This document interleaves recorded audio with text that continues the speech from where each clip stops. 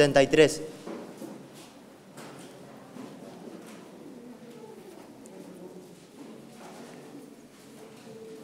Salmo 73, versículo 1. Salmo de Asaf. Dice la palabra del Señor: ciertamente es bueno Dios para con Israel, para con los de limpio corazón. En cuanto a mí, casi se deslizaron mis pies, por poco resbalaron mis pasos, porque tuve envidia de los arrogantes, viendo la prosperidad de los impíos. Oh Señor, te damos gracias en esta hermosa mañana que tú nos permites acercarnos una vez más ante tu trono de la gracia, ante tu palabra, Señor, para ser expuestos a ella. Oh Padre, rogamos que en tu misericordia abras nuestros entendimientos para poder comprenderte a ti, para poder comprender esta vida, para poder comprender el destino de los seres humanos. Y de esta manera, Señor, nuestras vidas sean cambiadas y transformadas por el poder de tu palabra. Oh, ayúdanos hoy, Señor, tanto a mí como a cada uno de mis hermanos, te lo ruego en el nombre de Cristo. Amén y amén. Puede sentarse, mi hermano, si usted lo quiere hacer. Vamos a ver todo este salmo, que como usted ha visto tiene 28 versículos. Muchas veces nosotros nos preguntamos, o hemos escuchado a personas que se preguntan, ¿por qué a las personas buenas le pasan cosas malas? Y las personas, o nosotros muchas veces, nos conflictuamos cuando queremos responder esta pregunta.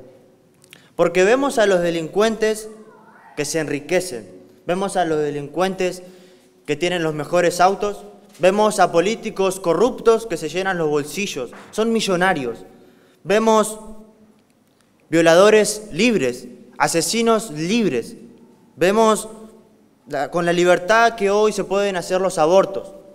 Y vemos cómo a costa de esto muchas personas se están haciendo millonarias, a costa de vidas inocentes. Y al parecer para nosotros, al ver esta situación muchas veces nos confundimos. Al ver la aparente prosperidad, a ver el aparente éxito de estas personas, que nosotros podíamos catalogarlas como malas. Disfrutan de la vida, tienen éxito, son millonarios y les va bien. Son delincuentes y les va bien. Son asesinos y les va bien. No sé si el Salmo en esta mañana va a responder esta pregunta, de por qué a las personas buenas le pasan cosas malas. Pero lo que sí estoy seguro que va a hacer es cambiar nuestra perspectiva de la vida y nuestra perspectiva de Dios. Al entender cuál es el destino de los malos y de los hijos de Dios, y al entender cómo Dios ve la vida. El autor de este salmo, como bien nos dice allí el título, es Asaf. Asaf fue uno de los que dirigía el coro en los tiempos de David, cuando David era rey en el Antiguo Testamento. Allí en Crónicas, capítulo 16, versículo 4, para aquellos que anotan, nos dice y nos habla acerca de Asaf.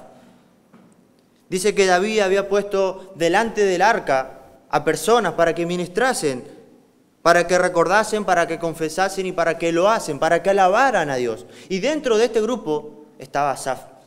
Era un ministro en el santuario, era un siervo de Dios.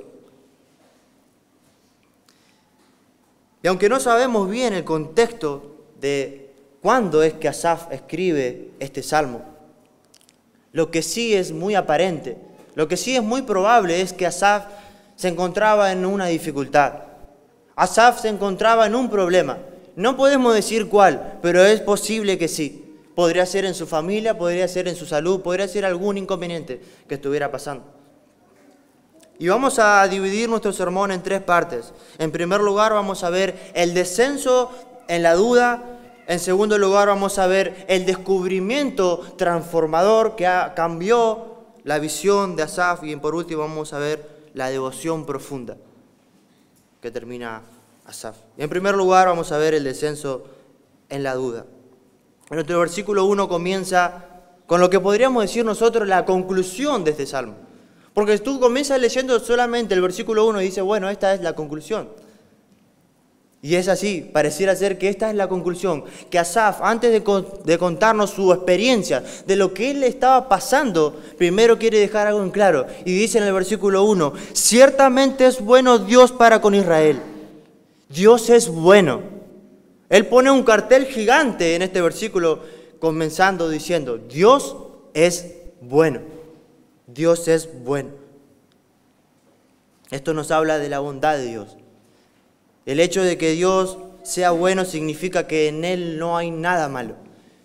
En esencia, Dios es bueno. Sus intenciones, sus motivaciones son siempre buenas. Siempre buenas. Él siempre hace lo correcto. Y el resultado de sus planes siempre son buenos. Porque Él es bueno. Y esa bondad de Dios, dice ese versículo 1, está dirigida hacia su pueblo. Hacia sus escogidos, hacia los puros de corazón, que no eran puros, sino que Él los purificó.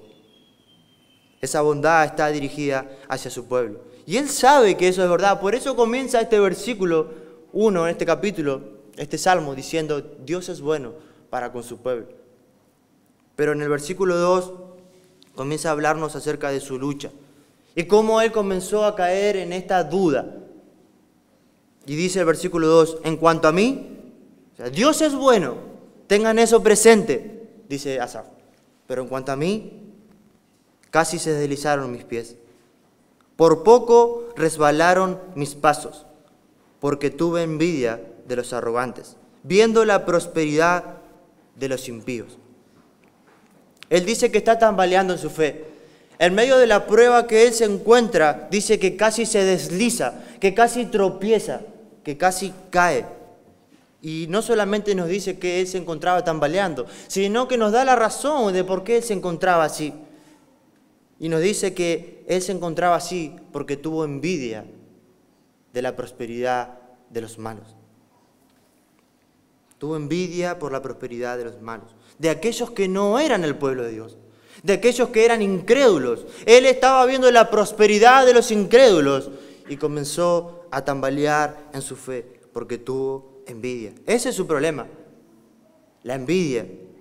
Estaba dudando de la providencia de Dios, de la manera en que Dios había distribuido los recursos en su universo. Él estaba dudando de la sabiduría y de la providencia de Dios, del cuidado de Dios a través de la envidia. Asaf ve la prosperidad de los malos y duda de la providencia de Dios y comienza a amargarse, comienza a resentirse y al envidiarlos obviamente está cuestionando a Dios, porque la envidia dice en nuestros corazones que no tenemos lo que nosotros merecemos. Que no tenemos lo que nosotros merecemos significa decir que Dios no distribuyó correctamente los recursos en su universo, que Dios se equivocó. La envidia y el descontento y la codicia son todos parientes. Y muchas veces nos llevan a conclusiones equivocadas. Nos llevan a pensar de manera incorrecta, pero nos llevan a sacar conclusiones equivocadas. Porque mira lo que dice aquí Asaf, versículo 4. Tuve envidia de ellos, porque no tienen congojas por su muerte, dice. Pues su vigor está entero. No pasan trabajo como los otros mortales, ni son azotados como los demás hombres. Por tanto, la soberbia los corona, se cubren de vestido de violencia, los ojos se les saltan de gordura, logran con creces los antojos de su corazón. Él describe quiénes son estos malos que están prosperando, aquellos que él los está envidiando. ¿Cómo son? Dice que no sufren cuando van a morir, dice él. Ellos no sufren cuando van a morir, tampoco se preocupan si mueren o si no mueren, dice. Sus cuerpos están sanos, dice. Sus cuerpos están fuertes. No tienen dificultades, no sufren castigos. Por eso se enorgullecen, dice. Por eso son orgullosos, dice. Son violentos y sus ojos sobresalen de gordura. O sea, están prósperos. Pero ahora a partir del versículo 8 nos cuenta acerca del habla de estas personas. Y dice el versículo 8, se mofan, o sea, se burlan y hablan con maldad de hacer violencia. Hablan con altanería, con soberbia, y ponen su boca contra el cielo, y su lengua pasea la tierra. Por eso Dios hará volver a su pueblo aquí, y aguas en abundancia serán extraídas para ellos. Y dice el versículo 11, y dicen, ¿cómo sabe Dios? ¿Y hay conocimiento en el Altísimo? Esta es la manera en cómo estos malos hablan, dice él. Ellos se burlan, hablan con maldad de hacer daño, hablan con soberbia, dice. Hablan en contra de Dios. No les importa a Dios, hablan en contra de Dios. Y su maldad se está esparciendo por toda la tierra, dice. Y como ellos hablan con maldad, también se está esparciendo por toda la tierra. Y estas palabras que ellos están hablando, dice él en el versículo 10, el pueblo de Dios las está escuchando. Y el pueblo de Dios está siendo conducido por eso, dice. Ellos cuestionan la omnisciencia de Dios en el versículo 11, diciendo, ¿sabe Dios? ¿Hay conocimiento en Dios? En un resumen de toda esta descripción que él nos hace, podríamos decir que Asaf dice de los malos, ellos no tienen problemas. Su salud es casi perfecta. Ellos son arrogantes, son orgullosos. Y las demás personas, dice, los están escuchando. Todos los escuchan a ellos, como si fueran los sabios del universo. Y el pueblo de Dios los está siguiendo, dice él. Está siendo conducido por ellos. Y es más, ellos se burlan de Dios. Y el versículo 12 es un resumen de todo esto y dice, he aquí, estos son los impíos. Sin ser turbados del mundo, alcanzaron riquezas. O sea, son los peores de los peores. Y así alcanzaron riquezas. Son millonarios, podríamos decir. Tienen bienestar, tienen salud. Desde la perspectiva de Asaf estamos hablando, ¿no? Cuando nosotros vemos como Asaf a las personas del mundo, cuando nosotros estamos constantemente observando la prosperidad, podríamos decir, como dice Asaf, de los malos, es en ese momento en que comienza a surgir en nuestros corazones la envidia y el descontento por lo que Dios nos ha dado. Cuando vemos lo que el mundo tiene y cuando comenzamos a anhelar los placeres y el estilo de vida de los ricos, de los millonarios, de los famosos, es que comienza a surgir en nuestros corazones la envidia y el descontento de lo que Dios nos ha dado.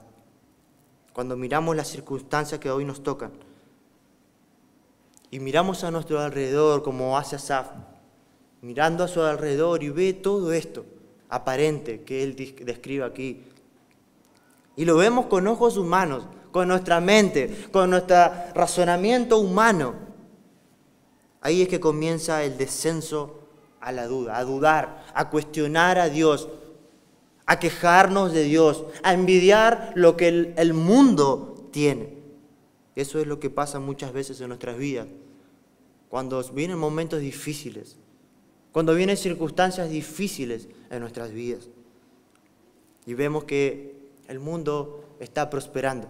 Los asesinos prosperan, los delincuentes prosperan, los corruptos prosperan. Y nosotros nos quejamos, como Asaf. Y eso es de mucho peligro, hermanos.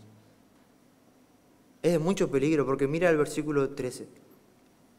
Ya entrando en nuestro segundo punto, que es el descubrimiento transformador. Dice Asaf aquí, verdaderamente en vano he limpiado mi corazón y he lavado mis manos en inocencia, pues he sido azotado todo el día y castigado todas las mañanas.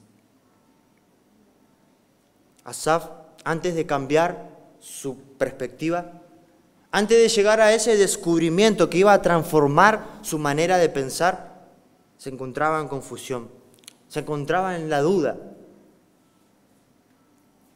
Y parece aquí que llegó a lo más bajo. Parece aquí que ya estaba allí casi besando el suelo. Lo más bajo es cuestionar el propósito de su integridad. Diciendo, ¿de qué me sirve a mí vivir de una manera íntegra si todos los días tengo que sufrir? ¿De qué me sirve a mí vivir para agradar y glorificar a Dios si en este mundo voy a vivir sufriendo? ¿De qué me sirve? Comenzó a cuestionar el propósito de su integridad. Pero aquí pareciera que él está notando que está razonando de una manera incorrecta, creo yo. Pareciera que se está dando cuenta que está pensando mal. Y sí está pensando mal, ahora lo vamos a ver. Está pensando mal. Porque dice en los versículos 15 y 16, si dijera yo, hablaré como ellos, he aquí, a la generación de tus hijos engañaría. Cuando pensé para saber esto, fue duro trabajo para mí. Él dice que si él planteara su pensamiento delante del pueblo de Israel, el pueblo sería arrastrado a la misma lucha que él estaba atravesando, a la duda, al cuestionar a Dios, al cuestionar la providencia de Dios, al cuestionar la sabiduría de Dios, a cuestionar la bondad de Dios. Sería arrastrado a estos mismos. Estarían, como él dice en el versículo 2, deslizando los pasos del pueblo. Por eso es importante remarcar aquí que Asaf está equivocado en su razonamiento y en lo que él está viendo y en las conclusiones que él está llegando. Está equivocado. Porque de la manera que él describe a los malos, la prosperidad de los malos es muy exagerada. No todos los malos viven felices. No todos los incrédulos viven felices. Por más que tengan los bolsillos y las cuentas bancarias llenas de dólares, muchos de ellos no son felices. Por más que tengan salud.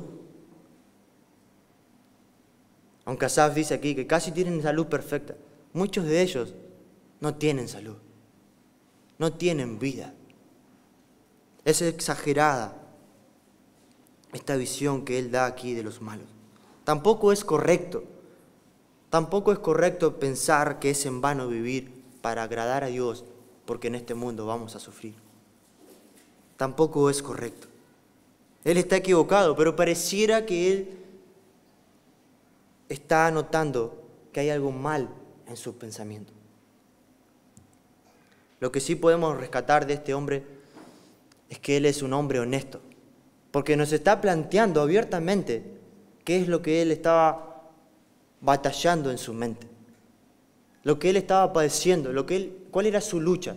Es honesto y nos presenta con honestidad aquí. Él se siente mal, está amargado, está resentido, está envidiando la prosperidad de los incrédulos y está cuestionando a Dios.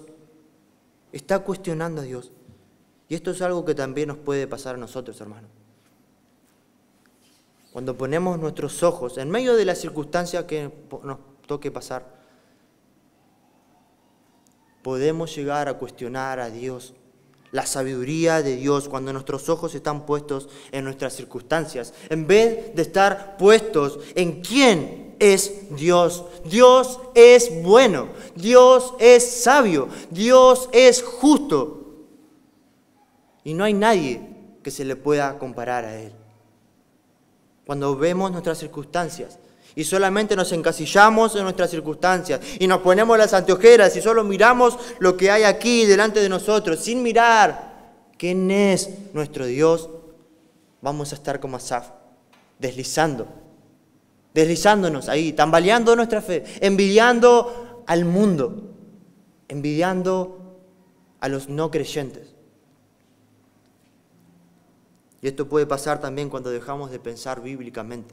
Cuando dejamos de pensar conforme a lo que la palabra de Dios dice. Cuando dejamos de tomar la palabra de Dios y alimentarnos de la palabra de Dios y nos alimentamos de otras cosas, de chismes, de lo que vemos en el celular, en la internet, donde fuese.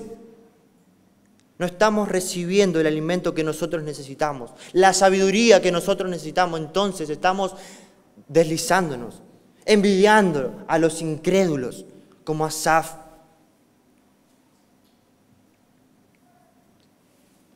¿Cuántos aquí conocen o saben qué es la miopía? Creo que muchos de los hermanos aquí padecemos la miopía, creo. Algunos, no muchos, algunos. Y en palabras simples, aquí no soy doctor ni médico, sino estuve buscando una definición sencilla. La miopía es una incapacidad en uno de los ojos o en ambos ojos para ver cosas que están lejos. O sea, si tú tienes miopía, las cosas que están cerca las vas a ver de una manera clara, pero las cosas que están lejos, quizás allí el reloj, no lo vas a poder ver de una manera clara. Eso es miopía. Por eso es que algunas personas o algunos hermanos utilizan lentes quizás porque tienen miopía y gracias a Dios la miopía se puede corregir con lentes. La miopía no es contagiosa, gracias a Dios tampoco es mortal. Por la gracia del Señor se puede corregir. Pero hay una miopía que sí es mortal y que sí es grave. Y es la miopía espiritual. Es la miopía que aparentemente está teniendo aquí Asaf. Él está viendo acá lo que tiene delante suyo, pero no está viendo hacia la eternidad. Ese es el problema que él tiene aquí. Y creo que algunos de nosotros también luchamos con esa miopía. La miopía nos deja ver solo lo que está aquí delante de nosotros, nuestra situación, nuestro problema, nuestra dificultad, nuestra enfermedad, lo que fuese. Nos deja ver solo eso y no nos deja ver más allá. Nos deja ver solo desde el momento que nosotros nacimos hasta el momento que nosotros vamos a morir. Desde la cuna hasta la tumba. Y ahí termina todo. La miopía espiritual nos deja ver solo ese lapso de tiempo y no nos deja ver hacia la eternidad de la manera en que Dios ve todas las cosas. La miopía espiritual nos ciega a la eternidad. Y creo que algo así le está pasando aquí al salmista. Él se está dando cuenta aquí que está pensando incorrectamente, que es miope espiritual y no hay nada peor que solamente ver aquí en este mundo nuestros 80, nuestros 90 o si el Señor lo permite 100 años en esta vida y solo ver eso, sin considerar la eternidad, sin considerar cómo Dios ve nuestra vida a la luz de toda la eternidad. No hay nada peor que solo ver el hoy, que solo ver nuestros años aquí y decir, bueno, ya está, morimos y todo se terminó. Él dice que cuando pensó en esto, el versículo 16, fue difícil para él. Tenía una lucha impresionante en su mente. Cuando comenzó a pensar en que veía la prosperidad de los malos y se cuestionaba un montón de cosas, imagino yo, porque la Biblia no nos dice muchas cosas, dice que esto resultó difícil para él, no lo podía entender, no podía comprender, estaba en medio de una confusión terrible. Pero mira lo que dice el versículo 17. Hasta que entrando en el santuario de Dios, comprendí el fin de ellos. En el Antiguo Testamento, el santuario de Dios habría sido el tabernáculo. Ese lugar de adoración establecido para el pueblo de Dios, donde el pueblo de Dios iba a ofrecer sacrificios por sus pecados continuamente, y donde el pueblo de Dios iba a adorar a Dios, a alabarle, a cantarle, a escuchar la palabra de Dios explicada. Era donde el pueblo de Dios compartía junto a los creyentes un tiempo de comunión. Era en ese lugar donde Asaf comprendió, entendió. Y aunque este salón en el que nosotros nos reunimos no es el santuario, mucho menos es el templo, si es el lugar donde los hijos de Dios se reúnen. Si es el lugar donde quizás obviamente no ofrecemos sacrificios, no traemos corderos para matar, pero sí traemos sacrificios de alabanza a nuestro Dios. Si es el lugar donde el pueblo de Dios se reúne para alabarle, para adorarle, es el lugar donde tenemos que estar, porque aquí es donde el pueblo de Dios tiene comunión. Y es en ese lugar donde Asaf cambió su perspectiva. El texto no dice qué es lo que él vio. Nos hubiese encantado, aquellos que estudian la Biblia, nos hubiese encantado que diga qué fue lo que él vio ahí. Pero el texto no nos dice. No nos dice. Pero sí fue en ese lugar donde él cambió sus perspectivas. Al entrar al santuario, su perspectiva acerca de los incrédulos cambió, fue cambiada. Su perspectiva acerca de la vida fue cambiada. Su perspectiva acerca de Dios cambió.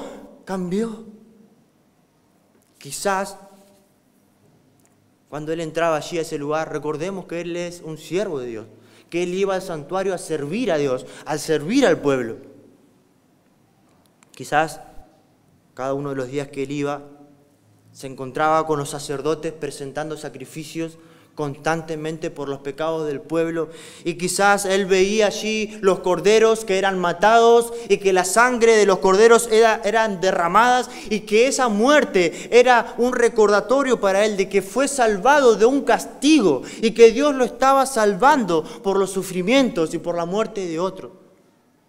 Quizás fue por eso, por ese cordero que representaba a aquellos que Dios había escogido, y que los impíos y que los incrédulos no tenían ese cordero, ese sustituto en el cual confiar para ser salvados del juicio eterno.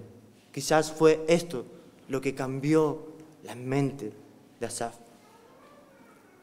Pero ahora Asaf ve mejor, podríamos decir. Ahora Dios le puso, mirá, ponete estos lentes, le dijo, ponete estos lentes que ahora vas a ver bien. Y se le está corrigiendo su visión.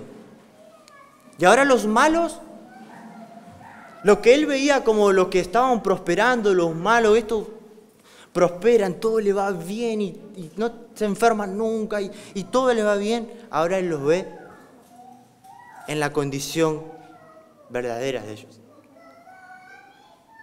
Y la desesperación y la duda en la que él se encontraba comienzan a disiparse, y ahora él comienza a adorar a Dios, a exaltar a Dios y a tener una devoción profunda a Dios, que ese es nuestro tercer punto. Versículo 18 dice que luego de que entró al santuario comprendió el fin de ellos, y dice el versículo 18: ciertamente los has puesto en deslizaderos, en asolamiento los harás caer. ¿Cómo han sido asolados de repente? Perecieron, se consumieron de terrores, como sueño del que despierta. Así, Señor, cuando despertares, menospreciarás su apariencia. Asaf era el que estaba en lugares resbaladizos. Estaba tambaleando, estaba a punto de caer. Pero ahora a aquellos que aparentemente eran prósperos, tenían salud y tenían todo lo que tú te puedas imaginar en este mundo, esos eran los que estaban en verdad en caminos resbaladizos, dice. Esos son los que no tienen seguridad. Esos son los que no tienen esperanza, porque están en deslizaderos, están en asolamientos, dice. Es terrible este versículo, porque dice, serán consumidos de terror, dice, y serán como un sueño, como cuando nosotros soñamos y nos levantamos y decimos, fue una pesadilla, fue un sueño nomás. Dice que cuando Dios, metafóricamente, despierte, ellos serán de esa manera delante de Dios. Y dice, menospreciarás su apariencia. Su apariencia delante de Dios no va a contar. No va a contar la cuenta bancaria, no va a contar si son físico-culturistas, no va a contar nada delante de Dios, dice. Su apariencia será menospreciada por ti, le dice. Les espera un juicio terrible. Pero en el versículo 21 ahora él no solo que vea a los impíos, sino que comienza a verse a sí mismo y dice, se llenó de amargura mi alma y en mi corazón sentía punzadas. Tan torpe era yo que no entendía. Era como una bestia delante de ti. Él está diciendo que cuando se encontraba amargado en la confusión, sentía dolor en su corazón. Pero dice, era tan torpe. Era tan torpe que no entendía. Estaba actuando como un tonto, está diciendo él. Como un tonto estaba actuando, Señor. Era una bestia delante de ti. Una bestia que no razona, que no piensa. De esa manera estaba actuando. Pero ahora ve quién es Dios. Y nos describe en el versículo 23 diciendo, con todo, a pesar de todo, yo siempre estuve contigo. Me tomaste de la mano derecha, me has guiado según tu consejo y después me recibirás en gloria. ¿A quién tengo yo en los cielos sino a ti? Y fuera de ti nada deseo en la tierra. Mi carne y mi corazón desfallecen, mas la roca de mi corazón y mi porción es Dios para siempre. Qué hermoso, hermanos. Después de toda la situación que Él nos muestra que tuvo que atravesar, de todo este proceso de duda, de descontento, de queja, de cuestionar a Dios, pero Él dice que llegó el momento en que comprendió, que Dios le hizo comprender esta situación que Él se encontraba, el fin de los malos, y ahora dice, Señor, en todo esto y en toda mi vida estuve contigo, pero no por Él, sino que dice el versículo, me tomaste de la mano. O sea, no fue Asaf el que tomó de la mano a Dios, sino que fue Dios quien tenía de la mano a Asaf.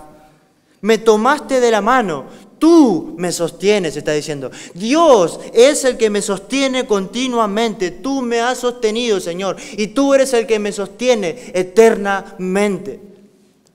He estado contigo siempre. Y no solamente que tú me has tomado de la mano, sino que te has tomado el tiempo de guiarme. Me has guiado conforme a tu consejo. Me tomaste de la mano y me guiaste, me condujiste al lugar donde yo tengo que ir a través de tu palabra, de tu consejo. Me instruiste.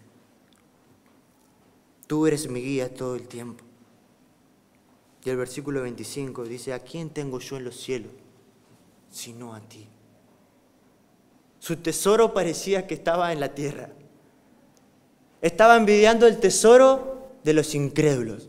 Estaba codiciando el tesoro de los no creyentes. Pero ahora él entiende cuál es su verdadero tesoro. Dice, mi tesoro eres tú, Señor. Dios lo cautivó.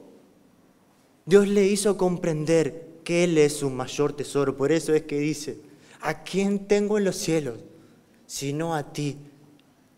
Antes deseaba lo que el mundo tiene, pero dice, fuera de ti nada deseo en la tierra. Solo te deseo a ti, Señor, porque solo tú eres quien me puede satisfacer. Porque solo tú, Señor, eres suficiente para mí. No hay nada que traiga satisfacción como lo puede hacer nuestro Dios. Y el versículo 26 dice, mi carne y mi corazón desfallecen. O sea, mi fuerza física y mi fuerza mental se van a terminar, tarde o temprano. O por la muerte o por la enfermedad. Pero mi fortaleza, pero mi fuerza es el Señor. Él es mi fuerza. Y en Él descanso, porque en Él tengo fortaleza, porque Él es donde yo puedo descansar seguro para siempre. Versículos 27 y 28 dice, he aquí, los que se alejan de ti perecerán.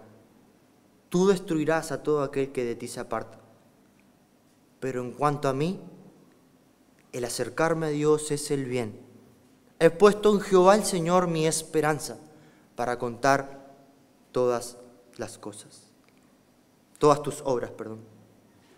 Después de todo, su proceso de duda, de queja, de cuestionar, de comprender a Dios, de comprender correctamente las cosas, podríamos decir que termina diciendo dos cosas. Termina diciendo, los malos serán destruidos. Los malos serán destruidos, pero Dios es bueno. Pero Dios es bueno y estará con sus hijos y estará con los justos y los justos estarán con Él para siempre.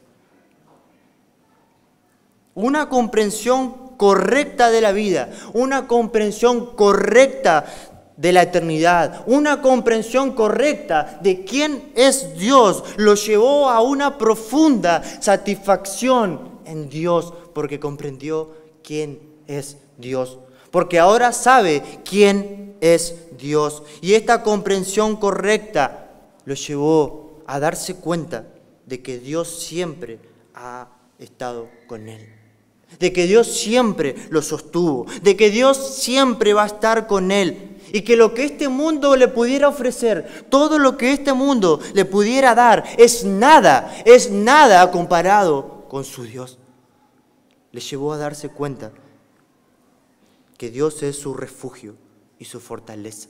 En medio de las tormentas de la vida, en medio de las dificultades de la vida, en medio de la violencia de este mundo, Dios es su refugio, Dios es su fortaleza y es ahí, en ese lugar que Él pone su esperanza. En el Señor he puesto mi esperanza, dice. Él es mi esperanza. Él me ha tomado de la mano, Él me dirige por sus caminos, Él es el que dirige las pruebas, las circunstancias, toda situación que acontezca en mi vida es dirigida por el Dios que está en su trono gobernando el mundo. Y Él es suficiente, y Él es quien puede satisfacer nuestras almas. Ese Dios bueno.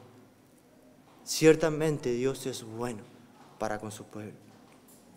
Ciertamente Dios es bueno para con sus escogidos.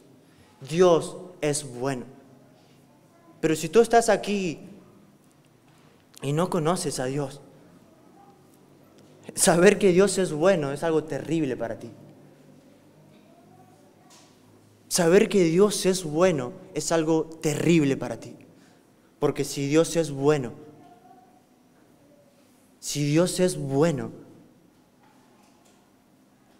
te va a juzgar. Te va a castigar de acuerdo a tus maldades. Y no va a dejar sin castigo al culpable. Toda la humanidad es culpable de la maldad. Todos. Pero si tú estás sin Cristo y Dios es bueno, estás en un grave peligro. Por eso yo hoy te ruego, ¿has visto cuál es el destino de los malos? Ese es tu destino. Y de este lugar nunca vamos a burlarnos de ese destino, porque ese es un destino terrible para ti.